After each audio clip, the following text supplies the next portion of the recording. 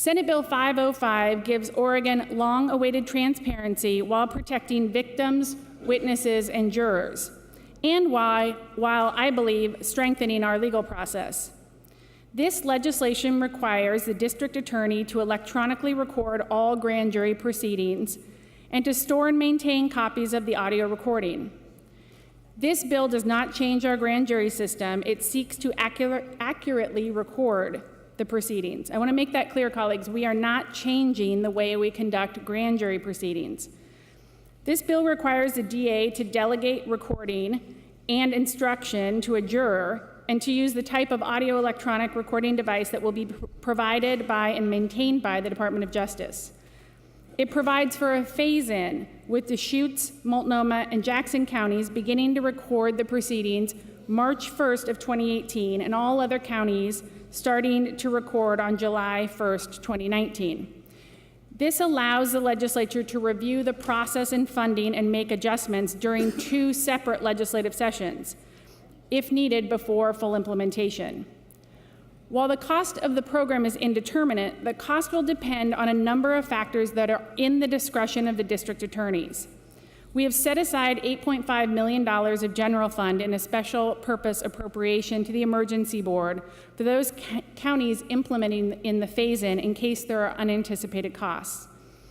It's estimated that the cost of purchasing the necessary equipment can be accomplished quite affordably. To cover the 48 grand jury sites, 50 portable recording units with accompanying software, service agreements, and servers will be purchased for less than $1 million. Senate Bill 505 provides strong protections for witnesses and victims to ensure that all can testify openly and honestly without fear of unfettered exposure. Colleagues, these protections don't exist in our current law. First, there's a protective order. Defense counsel must wait 10 days after the grand jury before securing a copy of the recorded testimony. During that 10-day period, should the district attorney have a specific concern in the case, they can file a motion with the court for a protective order on behalf of the victim or the witness to deny, restrict, or defer the defense counsel's access to the record. The court must find substantial and compelling circumstances, and the district attorney is required to be specific in what information will be withheld. This can be used for individuals who are serving as confidential informants in cases or gang-related crimes where retaliation may be an issue, or in other very sensitive cases. This bill also creates 2 new hearsay exceptions.